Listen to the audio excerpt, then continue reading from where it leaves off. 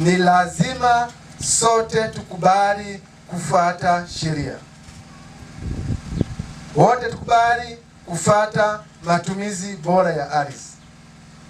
Hatuwezi kuchimba kila sehemu. Hatuwezi. Na hatuwezi kufyeka misitu kila sehemu. Na hatuwezi kufanya kila sehemu ikawa ni sehemu ya malisho, hatuwezi. Ndio maana tunakuja na mipango. Mipango hii inatakiwa ijibu mahitaji yetu.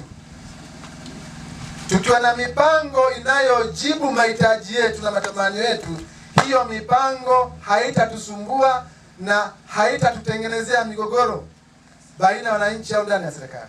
Zoezi hili lililofanyika litakuwa tu na maana endapo sheria zile ndogo ndogo tulizoziwekea katika kutekeleza mpango bora wa matumizi ya ardhi zitasimamiwa.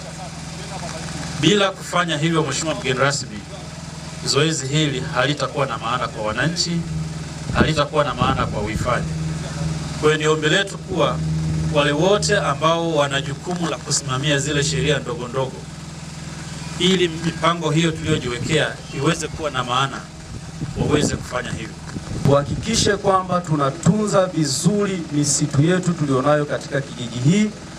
Tuhakikishe kwamba tunatunza vizuri ushoroba tulionao, kwa sababu kutokana na ushoroba au na misitu tulionayo katika kijiji hiki, ndio maana mradi huu wa kuhifadhi ikolojia ya hifadhi ya taifa ya Katavi, Mahale na ushoroba unaounganisha hifadhi hizi mbili kwa maana ya mradi wa Kamako ulianzishwa. Na mradi huu katika wilaya yetu ya Tanganyika kikiwemo kijiji cha Kaseganyama tumetenga zaidi ya shilingi bilioni 2 katika kusaidia shughuli za maendeleo. Wananchi tutumie ardhi zetu zile ambazo tumepewa kwa mujibu wa sheria. Tusiingilie ardhi zingine, kwa sababu tutakapoingilia ardhi nyingine tukamaliza misitu hii, hali ya hewa itabadilika. Mtakubaliana na mimi kwamba mkoa wa Katavi ni mkoa pekee ambao unaweza ukalima bila kuwa na wasiwasi wa mvua. Tulikuwa tunafukuzwa kwamba ili eneo hama sio lako, na mimi nasema hivi, hili ni langu, nimenunua, nimeweka mpaka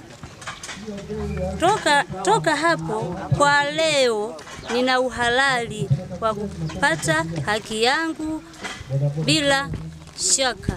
Kabla sijapata hatimiliki, hasa kwenye upande wa mashamba, mwingiliano na majirani, kwa sababu